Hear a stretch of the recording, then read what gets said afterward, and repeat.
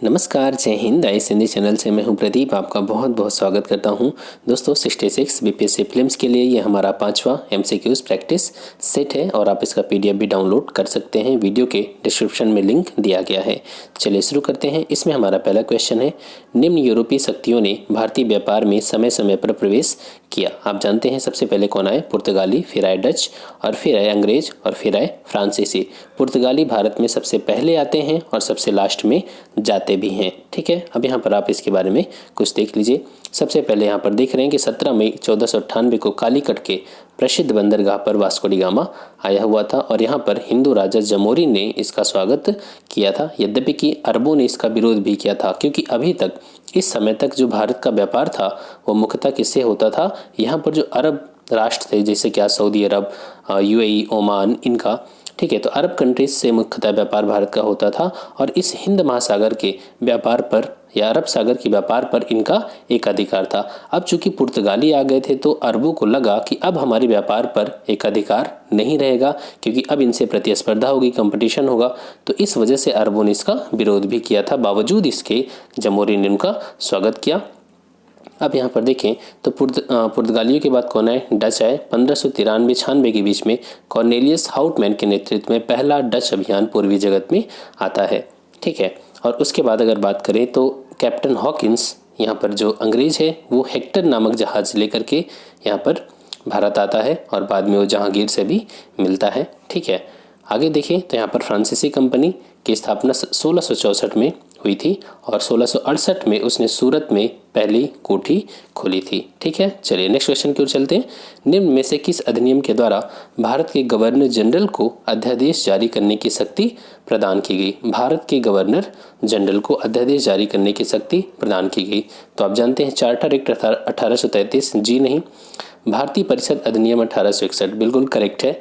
भारतीय परिषद अधिनियम के तहत अध्यादेश जारी करने की शक्ति दी गई। जैसे कि आज जानते हैं आप, हमारे संविधान में आर्टिकल 123 और आर्टिकल 213 के तहत क्रमशः राष्ट्रपति को, प्रेसिडेंट को और गवर्नर को, राज्यपाल को अध्यादेश जारी करने की शक्ति दी गई है। कब राष्ट्रपति अध्यादेश कब जारी कर सकता है? जब कोई एक सदन सत्र में ना हो या दोनों सदन सत्र में ना हो, क्योंकि कोई भी कानून तब बनता है जब वो दोनों सदन से पारित हो जाए, लोकसभा से और राज्यसभा से, और राष्ट्रपति की उसे परमिशन मिल जाए। तो अगर दोनों सदन सत्र में ना हो या कोई एक सदन सत्र में ना हो और ऐसी परिस्थिति उत्पन्न हो जाए कि उस समय कानून बनाना बहुत आवश्यक है, तो राष्ट्रपति को अध्यादेश जारी करने की शक्ति दी गई। सेम प्रक्रिया यहाँ पर राज्यपाल के भी संदर्भ में है। जिन राज्यों में 2 सदन है वहाँ पर दोनों सदन अगर सत्र में नहीं है या कोई एक सदन सत्र में नहीं है, और जहाँ पर एक ही सदन है, जैसे कि कुछ राज्यों में केवल विधानसभा है, सभी राज्यों में विधानसभा है लेकिन कुछ राज्यों में ही विधान परिषद है, तो अगर वहाँ पर केवल विधानसभा है और विधानसभा सत्र में नहीं है और ज़रूरत पड़ गई कानून बनाने की, तो वहाँ पर राज्य में राज्यपाल आर्टिकल 213 के तहत अध्यादेश जारी कर सकता है। तो ऐसे ही पावर दी गई थी गवर्नर जनरल को, भारत के गवर्नर जनरल को, भारत परिषद अधिनियम 1861 के तहत।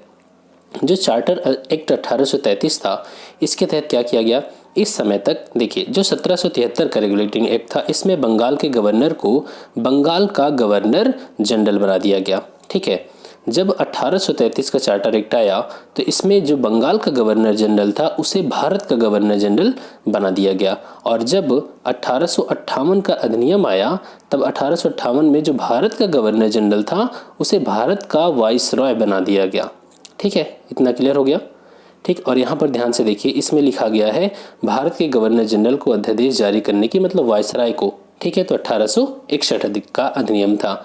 और इस 1861 के अधिनियम की क्या खास बातें हैं वो आप देख लीजिए, क्योंकि इसमें और भी चीज़ें हैं जो आपको याद रखना है। देखिए, एक तो अध्यादेश जारी करने की शक्ति दी गई और जो अधिकतम 6 माह तक लागू रह सकता था, इतना तो क्लियर है। अब यहाँ पर ध्यान से देखें, जो उस समय की वायसराय की कार्यकारी परिषद थी उसमें एक 5वां सदस्य जोड़ा गया, जो कौन था? विधि वेत्ता था, मतलब कि अब उसे परमानेंटली जोड़ दिया गया। ठीक है, और यहाँ पर ध्यान से देखें, जो 1833 का अधिनियम था उस अधिनियम के तहत शक्ति का केंद्रीकरण किया गया। केंद्रीकरण का मतलब, जो उस समय 2 प्रेसिडेंसी और थी, मद्रास प्रेसिडेंसी और बम्बई प्रेसिडेंसी, इन प्रेसिडेंसियों के गवर्नर से उनकी कानून बनाने की शक्ति छीन ली गई थी। 1861 के अधिनियम में उनकी इस शक्ति को वापस कर दिया गया। कहने का मतलब यहाँ से शक्ति का विकेंद्रीकरण की प्रक्रिया शुरू होती है, जो 1773 1833 के बाद वो अपने चरम पे आ गई थी। मतलब शक्ति का केंद्रीकरण चरम पे आ चुका था, उसे 1861 के अधिनियम के तहत खत्म कर दिया गया और मद्रास के गवर्नर, बम्बई के गवर्नर को उनकी कानून बनाने की शक्ति वापस दे दी गई। ठीक है, चलिए आगे चलते हैं। अखिल भारतीय राष्ट्रीय कांग्रेस की पहली महिला अध्यक्ष कौन थी? तो अखिल भारतीय राष्ट्रीय कांग्रेस की पहली महिला अध्यक्ष कौन थी? आप जानते हैं एनी बेसेंट, क्योंकि यहाँ पर ये नहीं पूछा गया कि विदेशी महिला कौन थी और यहाँ पर भारतीय नहीं दिया गया, इसलिए फर्स्ट वुमेन के बारे में पूछा जा रहा है। तो आप किसका आंसर देंगे? Annie Besant. कब? 1917 में। अधिवेशन कहाँ हुआ था? तो ये हुआ था कलकत्ता में। इसके अलावा बाकी और किन किन महिलाओं ने कांग्रेस की अध्यक्षता किया? तो आप यहाँ पर देख ले। 1917 में 8 जोड़िए कितना हो जाएगा? 1925। 1925 में फिर 8 जोड़िए 1933। ठीक है, तो 1917 आप जानते हैं कलकत्ता में हुआ, एनी बेसेंट। 1925 में सरोजनी नायडू कानपुर में। ठीक है, और 1933 में नलिनी सेनगुप्ता, ये अधिवेशन कहाँ हुआ? फिर से कलकत्ता में। तो Calcutta, Kanpur, Calcutta, Annie Besant, Sarojini Naidu, Nalini Sengupta. Actual में उनका नाम नलिनी सेनगुप्ता नहीं है, बल्कि उनका नाम है नेल्ली सेनगुप्ता, NELLIE, नेल्ली सेनगुप्ता। और इन्होंने भारतीय, उनका नाम था जतीन्द्र मोहन सेनगुप्ता, ये डाउनिंग कॉलेज में ब्रिटेन में पढ़ते थे। तो नेल्ली सेनगुप्ता को इनसे प्यार हो गया था और बाद में इन्होंने अपने घर के विरोध के बावजूद भी इनसे शादी करके ये इंडिया आ गई थी। ठीक है, और याद रखना कि 1973 में इनकी डेथ हुई थी और इन्हें पद्म विभूषण पुरस्कार भी नेल्ली सेनगुप्ता को मिला था। क्लियर? चलिए नेक्स्ट क्वेश्चन की ओर चलते हैं। हमारा जो यहाँ पर नेक्स्ट क्वेश्चन, निम्न में से किसने असहयोग आंदोलन के दौरान अपनी वकालत छोड़ दी थी? तो असहयोग आंदोलन के दौरान आप जानते हैं गांधी जी ने क्या कहा था कि आप स्वदेशी चीज़ों को अपनाइए, जो भी सरकारी उपाधियां हैं सब चीज़ों का बहिष्कार कर दीजिए, लोग अपनी जो वकालत करते हैं वो लोग भी त्याग दें, मतलब कि अदालतों का बहिष्कार कर दें, लोग वहाँ पर न्याय के लिए उम्मीद से ना जाएं, बिल्कुल किसी भी हम अंग्रेजी किसी भी चीज़ को स्वीकार नहीं करेंगे। तो यहाँ पर चित्तरंजन दास, CR दास, इन्होंने अपनी वकालत छोड़ दिया था। और भी बहुत से लोग थे, जवाहरलाल नेहरू ने भी, वल्लभ भाई पटेल, बहुत से लोगों ने छोड़ दिया था, लेकिन यहाँ पर जो आपका आंसर है वो CR दास। ठीक है, ये देखिए आप यहाँ आंसर देखें। असहयोग आंदोलन के दौरान CR दास, मोतीलाल नेहरू, MR जयकर, वल्लभ भाई पटेल, C राजगोपालाचारी, T प्रकाशम, आसफ अली, ये बहुत से लोगों ने अपनी वकालत छोड़ दिया था। सर्वप्रथम लोक निर्माण विभाग की स्थापना किसने किया था? तो पिछले वीडियोस में मैं बता भी चुका हूं कि फिरोज शाह तुगलक ने लोक निर्माण विभाग की स्थापना किया था। ठीक है, और इसके अलावा इसने फिरोज शाह कोटला, फिरोजाबाद, फतेहाबाद, हिसार, जौनपुर, फिरोजपुर, इन शहरों की भी स्थापना किया था। बाकी चीज़ें हम पिछले वीडियोस में देख चुके हैं। नेक्स्ट क्वेश्चन की ओर चले। किस बादशाह के अंतर्गत मुगल सेना में सबसे ज़्यादा हिंदू सेनापति थे? तो औरंगजेब, जिसे बहुत ही कट्टर मुस्लिम माना जाता है। तो और ये देखने को मिल रहा है कि वहाँ उस मुगल सेना में सबसे ज़्यादा हिंदू सेनापति हुआ करते थे। ठीक है, आप यहाँ देख सकते हैं कि औरंगजेब के समय हिंदू मनसबदारों की संख्या लगभग 33% हुआ करती थी, जबकि वहीं शाहजहां के टाइम में यह केवल 24.7% थी। ठीक है, नेक्स्ट क्वेश्चन, मिरातुल अखबार को प्रकाशित करते थे कौन? तो मिरातुल अखबार आप जानते हैं राजा राममोहन रॉय के द्वारा, और ये फारसी भाषा में इसको प्रकाशित किया जाता था। राजा राममोहन राय के बारे में आप जानते हैं कि इन्हें हम आधुनिक भारत के पिता, नव प्रभात का तारा, सुधार आंदोलनों के प्रवर्तक के रूप में भी जानते हैं। ठीक है, नेक्स्ट क्वेश्चन, अखिल अभिनव भारत नामक अंग्रेज विरोधी संगठन की स्थापना किसने किया था? Young India. आप जब इटली का एकीकरण पढ़ते हैं वर्ल्ड हिस्ट्री में, तो वहाँ पर मेजनी ने एक संस्था की स्थापना किया था, उसका नाम था यंग इटली। ठीक है, इसका उद्देश्य था राष्ट्र के लोगों में नेशनलिज्म की भावना को उभारना, जो विदेशी लोग हैं उनको बाहर करना। ठीक है, तो उसी की तर्ज पर वीडी सावरकर ने हमारे देश में अभिनव भारत नामक संगठन की स्थापना किया था। आपका आंसर क्या हो जाएगा? वीडी सावरकर, विनायक दामोदर सावरकर। ठीक है, 1904 में। नेक्स्ट क्वेश्चन, ट्रांसजेंडर समुदाय के लिए भारत का पहला विद्यालय कहाँ स्थापित होगा? तो ये स्थापित होगा उत्तर प्रदेश में। उत्तर प्रदेश में भी कहाँ पर? फाजिल नगर, जो कि कुशीनगर जिले में है। ठीक है। राष्ट्रपति रामनाथ कोविंद ने उड़ीसा में पाइका विद्रोह की स्मृति में पाइका विद्रोह स्मारक की आधारशिला रखी। पाइका विद्रोह कब हुआ था? पाइका विद्रोह जो हुआ था 1817 में, और इसकी अभी 200 साल पूरे हो गए 2017 में। ठीक है, तो 2017 में, और इसे भारत का पहला राष्ट्रीय या स्वतंत्रता आंदोलन भी कहते हैं। हालांकि राष्ट्रीय तो नहीं था, एक उड़ीसा के क्षेत्र में हुआ था 1817 में। नेक्स्ट क्वेश्चन यहाँ पर, हाँ यहाँ देख लीजिए, इसका नेतृत्व किसने किया था? तो बक्सी जगबंधु ने किया था। ठीक है। वर्ष 2019-20 के लिए द इंडिया स्किल रिपोर्ट 2020 के अनुसार कौन सा शहर रोजगार के मामले में शीर्ष पर रहा? तो ये मुंबई, महाराष्ट्र। ठीक है। नेक्स्ट क्वेश्चन की ओर चलते हैं। हाल ही में किस देश ने आधिकारिक रूप से स्पेस फोर्स का शुभारंभ किया? कौन कर सकता है? आप स्वाभाविक सी बात है, यूएसए ही कर सकता है। उसके पास नेवी, एयरफोर्स और आर्मी के अलावा यहाँ पर उसने यूएसए ने अपनी स्पेस फोर्स का शुभारंभ किया। और याद रखिए कि भविष्य में होने वाले जो युद्ध हैं वो अंतरिक्ष में लड़े जाएंगे, क्योंकि आज कोई भी देश हो, उसका जो टैंक होता है या उसकी कोई भी मिसाइल है, पूरा उसका प्रोग्राम वो कैसे चलता है? सैटेलाइट से कनेक्टेड होता है।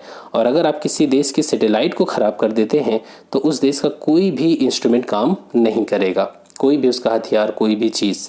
तो यहाँ पर स्पेस फोर्स का मतलब समझ रहे हैं कि वो जो युद्ध होगा वो स्पेस के लिए, सैटेलाइट को ख़त्म करना, सैटेलाइट को हैक करना, ठीक है, इस तरीके से काम किया जाएगा।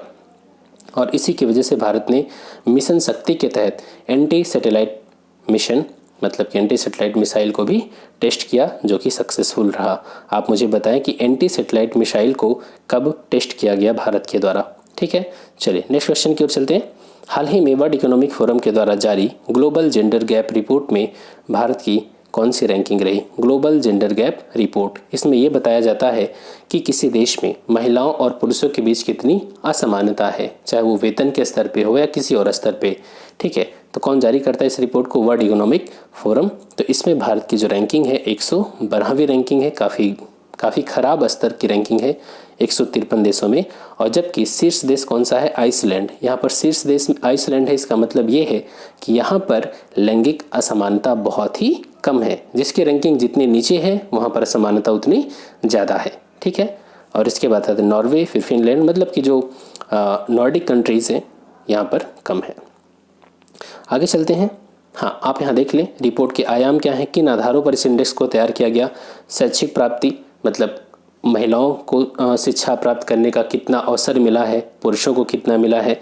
समानता की बात तो होती है कि सब समान हैं, लेकिन वास्तव में उन्हें कितना पढ़ने का मौका मिला, आर्थिक भागीदारी उनकी कितनी है, स्वास्थ्य और उत्तरजीविता, राजनीतिक सशक्तिकरण। ठीक है, तो इन सभी पैमानों के आधार पे इस इंडेक्स को तैयार किया गया है। नेक्स्ट क्वेश्चन की ओर चलते हैं। बजट 2020-21 में अनुमानित राजकोषीय घाटा कितना है? तो ये है 3.5% के करीब। ठीक है, चलिए आगे चलते हैं। हाल ही में किस देश में पिछले 27 सालों में पहली बार पोलियो का मामला दर्ज किया गया? पोलियो किस वजह से होता है? वायरस की वजह से। तो पिछले 27 सालों में पहली बार मलेशिया में पोलियो का केस सामने आया। ठीक है, चलिए नेक्स्ट क्वेश्चन। टाइफून फानफोन से प्रभावित देश कौन सा है? टाइफून क्या है? एक चक्रवात है। चक्रवात के केंद्र में क्या होता है? लो प्रेशर, और इसके चारों ओर उच्च वायुदाब की समदाब रेखाएं पाई जाती हैं, जो कि हाई प्रेशर से लो प्रेशर की ओर हमेशा हवा चलती है। इस वजह से इसमें हवा ऐसे चलती है, लेकिन कोरियोलिस बल के कारण हवाएं मुड़ जाती हैं। और उत्तरी गोलार्ध में चक्रवात की दिशा क्या होती है? वो एंटी क्लॉकवाइज, और दक्षिणी गोलार्ध में क्लॉकवाइज हो जाती है। ठीक है, और चक्रवात को हम अलग अलग देशों में अलग अलग नाम से जानते हैं, जैसे कि जो हमारा इधर प्रशांत महासागर है, ठीक है, फिलीपींस और चाइना का तट है, वहाँ पर जापान के आसपास इसे हम टाइफून कहते हैं। ऑस्ट्रेलिया में से विली विली, भारत में से चक्रवात, कई नामों से जानते हैं। तो यहाँ पर टाइफून फानफोन ये कहाँ पर आया था? तो ये आया हुआ था फिलीपींस में। ठीक है, इससे काफ़ी नुकसान हुआ था। Next question. हाल ही में किस भारतीय महिला वैज्ञानिक के नाम पर एक तारे का नामकरण किया गया? उनका नाम है विभा चौधरी। ठीक है, नेक्स्ट क्वेश्चन। पेरिस ओलंपिक 2024 के दौरान सर्फिंग प्रतियोगिताओं के आयोजन के लिए किस द्वीप का चयन किया गया? ये द्वीप है ताहती। ठीक है, ताहती द्वीप। नेक्स्ट क्वेश्चन की ओर चले। 13वें दक्षिण एशियाई खेलों का आयोजन कहाँ किया गया? तो इसका आयोजन 13वें दक्षिण एशियाई खेलों का आयोजन काठमांडू, नेपाल में किया गया। ठीक है, नेक्स्ट क्वेश्चन, निम्न में से किसने अपनी कृतियों द्वारा सन्यासी विद्रोह को ख्याति प्रदान किया? तो आप जानते हैं बंकिम चंद्र चटर्जी ने आनंद मठ लिखा था और आनंद मठ में सन्यासी विद्रोह के बारे में उल्लेख किया गया है। ठीक है, सत्यार्थ प्रकाश किसके द्वारा लिखा गया? सत्यार्थ प्रकाश लिखा गया दयानंद सरस्वती जी के द्वारा। ठीक है, नेक्स्ट क्वेश्चन, निम्न में से किस समाचार पत्र पत्रिका में से महात्मा गांधी संबंधित नहीं थे? इंडियन ओपिनियन, नवजीवन, यंग इंडिया, ये तो महात्मा गांधी जी के द्वारा ही संपादित थे। युगांतर का संबंध महात्मा गांधी से नहीं था। अब आपको बताना है कि युगांतर का संबंध किससे है, इसके संपादक कौन थे? ठीक है, नेक्स्ट, निम्न में से किसने अखिल भारतीय हरिजन सेवक संघ की स्थापना किया था 1932 में? तो हरिजन सेवक संघ की बात हो रही है, मतलब दलितों के उत्थान की बात हो रही है। कौन, किसने किया था?